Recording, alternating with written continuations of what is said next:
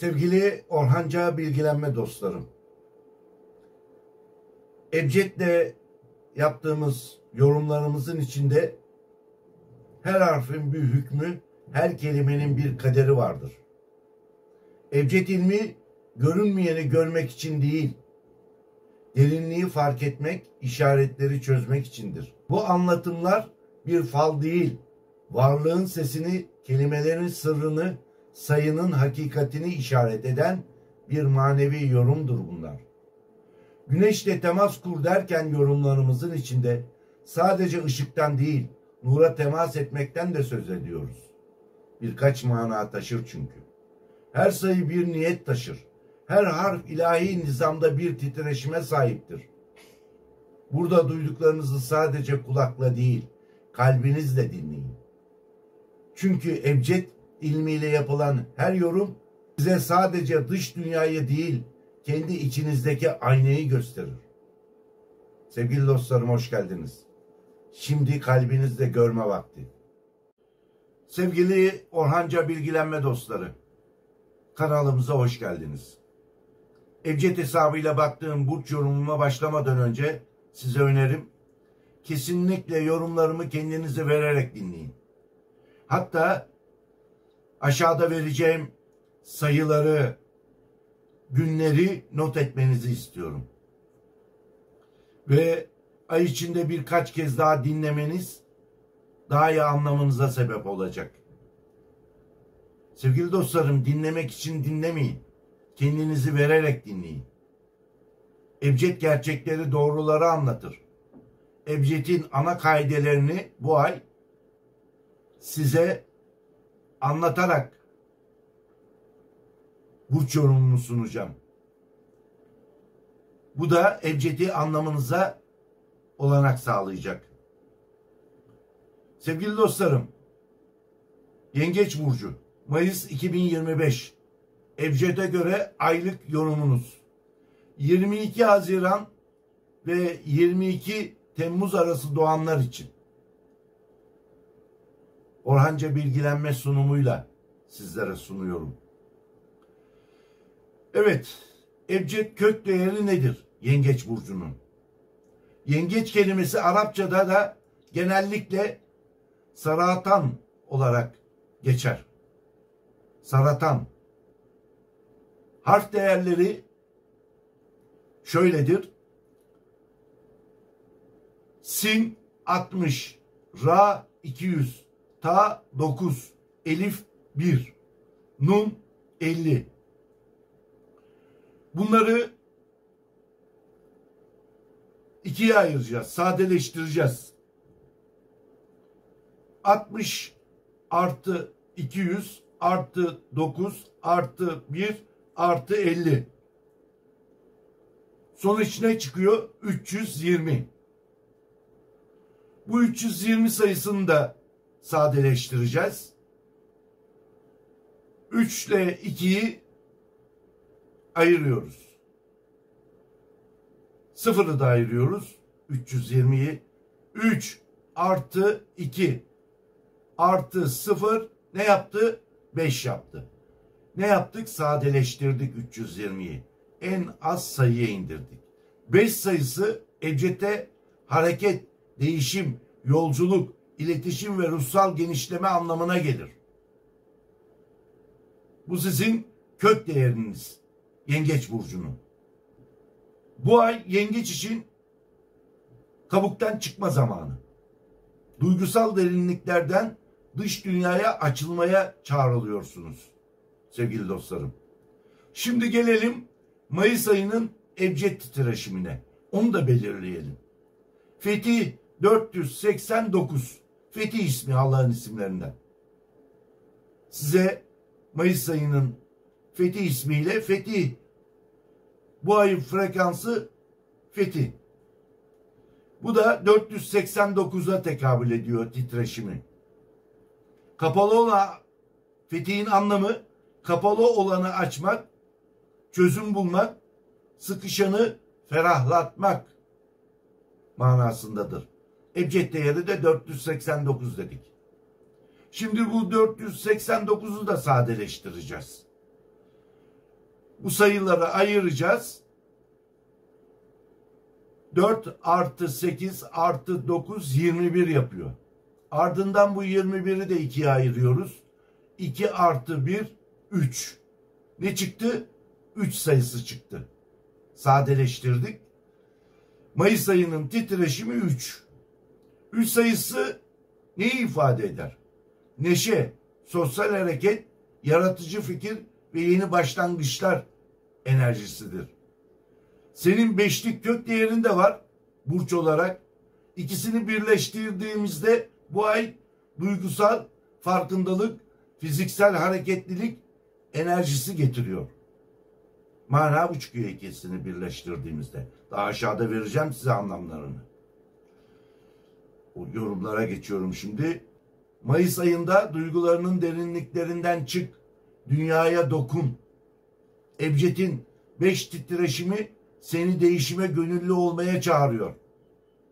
Fethi ismiyle gelen ruhsal çözülme ve rahatlama içten içe seni çok uzun zamandır sıkıştıran şeyleri artık çözüme kavuşturacak. Bundan güzel haber olur mu sevgili dostlarım? Bu ay harekete geçen yengeç korunmak yerine ilerlemeyi seçecek. Durmak yerine atılımı seçecek. Çok güzel. Bundan güzel haber olmaz sevgili dostlarım. Ve 10 Mayıs'la 20 Mayıs arası, hep bu tarihleri not alın dedim size, iş alanında değişim rüzgarı esecek. Ya iş değişikliği, ya yer değişikliği, departman geçişi, alan değişimi, ya iş teklifleri gündeme gelebilir. İşi olmayanlar bu tarihler arasında yeni işe başlayabilir. Atılımlarınız bugünlere denk gelecek. Ve adı baş harfi S olan ya da F olan veya A harfiyle başlayan biriyle önemli iş konuşması olabilir. İş girişiminiz olabilir. O kişiyle ortaklık olabilir.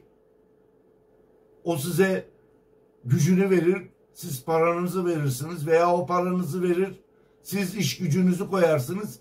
Yani işinizle ilgili güzel gelişme yaşayacaksınız bu baş harfi taşıyan kişiyle.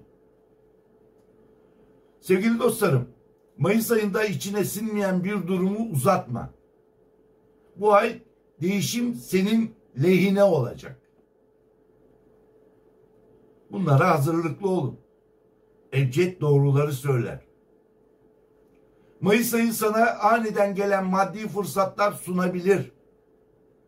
Yani Mayıs ayı bazı sıçramalar yapabileceğiniz bir ay. Küçük bir fikir büyük bir gelir kapısına dönüşebilir. Ben Yengeç Burcu'nun bu ayki yorumlarını çok beğendim. Sevgili dostlarım, Ebced'de çıkan yorumlarını. Harika yorumlar. Ancak 5 sayısı aynı zamanda hızlı gider anlamı da taşındığından harcamalarına dikkat etmelisin. Yani bazı hesapsız harcamalar, müsriflikler, sen yapabilirsin, ailen yapabilir, hep bunların önüne geç. 5 sayısı bunu da çağırıyor. Dikkatli olursan, harcamalarını dikkatli yaparsan, elinden geldiği kadar da hep kenara atarsan, harcasan bile böyle dikkatli harcarsan korkma. Ama sana o duyguyu da verecek bu ay, Mayıs ayı. Yani harcamak isteyeceksin veya başka yerlere harcayacaksın paranı. Bunlardan sakın kendini. 23 Mayıs civarı geçmişten kalan bir ödeme ya da borç çözülme ihtimali taşıyor. Yani sen birisine borçlu olabilirsin. Sadece senin borcunu demiyorum. Başkası da sana borçlu olabilir. O borcu o kişiden alabilirsin. Yani çözüme kavuşturabilirsin. Ama senin başkasına borcun varsa onu ya ileriye atacaksın, bir çözüme ulaştıracaksın, ya mal satacaksın ona, öyle şeye. Yani borcunla ilgili bir çözüm de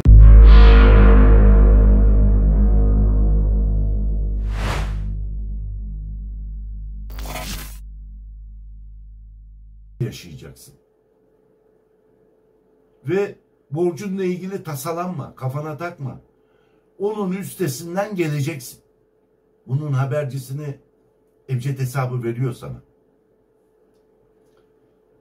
Yalnız yengeçler, bekar yengeçler, bu ay yolculukta ya da çevrim içi bir bağlantı üzerinden yeni tanışmalar olabilir. Yolculuk derken bazı yurt dışı ya da bulunduğun ülkede başka bir şehirden bir tanışma, bir tanıştırılma yaşayacaksınız. İçinize kapanmayın. Siz de karşı tarafa ön ayak olun. Siz de istekli davranın. Fakat ilişkiye başlamadan önce de kendinize ateşe atın demiyorum. İyi araştırın. Nasıl bir kişi olduğunu. Tanışmak için tanışmayın. Ondan sonra tanışırsınız. Araştırdıktan sonra. Böyle bir risk de var. Onun için söylüyorum. Ebced'de çıkan. Ve mevcut ilişkileri olan kişiler. Bunlar evliler olabilir. Veya sevgililer olabilir. Uzun süredir beraberlikleri sürüyordur. Veya yeni tanışmışlardır. Bu ay yolculukta ya da çevrim içi bir bağlantı dedik yalnız olanlara. Size de diyorum ki mevcut ilişkisi olanlara fazla içe dönüklük sorun yaratabilir. Yani kapalı olmayın. Eşinize, sevgilinize açık olun. Kafanızın içindekini anlatın. Kendinizi kapatmayın o kişiye. Bazı kararlar alın. Çünkü evliliğinizde olumsuzluklar yaşanabilir kendinizi kapatırsanız. Sorun yaratacak çünkü Ebced'de çıkan.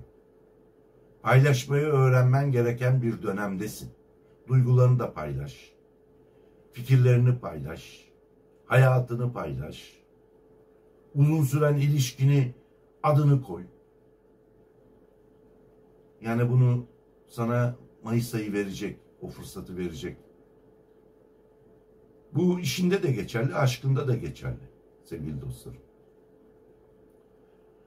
Ve 16-21 Mayıs arası duygusal yüzleşmeler açık ol. Bakın bu tarihleri yazın dedim. Yine tekrar ediyorum. 16 Mayıs'ta 21 Mayıs arası duygusal yüzleşmelere açık ol. Çözülme ancak açık yürekle gelir. Dedim ya, kalbinizi açın. Beyninizi açın. Ve sevgili dostlarım, aileyle olan bağlarını daha güçlü hissetmek isteyebilirsiniz bu ay. Ama özgürlük ihtiyacın da artıyor olabilir. Kiminiz başka bir eve çıkmak isteyebilirsiniz. Kiminiz ailenizden uzak bazı tatiller yapmak isteyebilirsiniz. Özgürlük yanınız bu ay ailenizin dışında tatil planlarıyla gündeme gelebilir. Fakat bağlarınız da güçlenecek bu ayın içinde. Özellikle bir kardeş veya kuzen figürleriyle ilgili bir gelişme seni etkileyebilir. Bazı olaylardan dolayı seni etkileyebilir. Sosyal çevrende yeni insanlara yer açmak sana yepyeni kapılar sunabilir. Yeni arkadaşlıklar, yeni kişilerle tanışmak senin vizyonunu yükseltecek. Bir teklif, davet veya yolculuk seni bekliyor olabilir Mayıs ayında. Hayır deme, git, açıl, sosyalleş, insanlarla sıcak ilişkiye gir. Bunların hep artısı olacak. Bunlar hep Ebced'de çıktı. Sevgili dostlarım, dedim ya bazı şeyleri not alın. Ona geldi sıra. Şanslı günleriniz. 10 Mayıs, 16 Mayıs, 20 Mayıs, 23 Mayıs, 28 Mayıs. Bu tarihlerde lütfen ama lütfen işlerinizin hayırlı olmasını istiyorsanız bu tarihlere denk getirin. İş anlaşmalarınızı, projelerinizi, iş görüşmelerinizi, evlenme tekliflerinizi, nişanlarınızı, kız istemelerinizi hep bu tarihlere getirin. Yengeç burçları için bu tarihler çok uygun tarihler. Bunları hep not alın. Şanslı sayılarınız 3, 5, 9, 16, 23, 320. Sevgili dostlarım, Ya Fettah ismi çıktı size burç olarak. Bunu benden isteyenler çok. Ben de her ay bunu size vereceğim. Allah'ın 99 isimlerinden Ya Fettah ismi sizin için zikir etmeniz için çok uygun bir ismi Allah'ın. Her gün sabah veya akşam namazı sonrası 489 kez zikredin. Duygusal tıkanıklıkları çözebilir. Seni ferahlatabilir. Bu iş konusunda da, aşk konusunda da, ev konusunda da, para konusunda da ferahlatabilir. Ayrıyetten size çok güzel bir şey de sunacağım şimdi.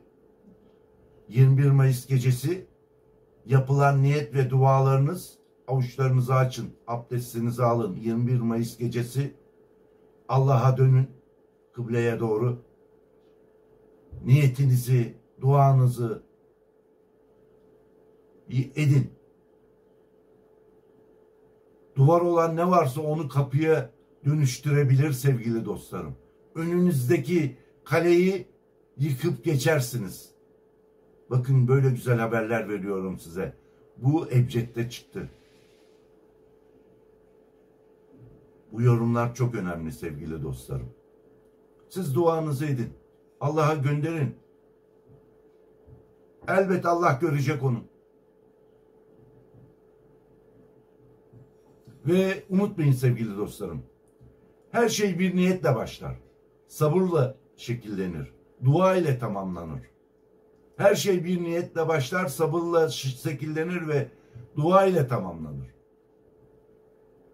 Mayıs ayında sizi zorlayan ne varsa onun içindeki hikmeti görün.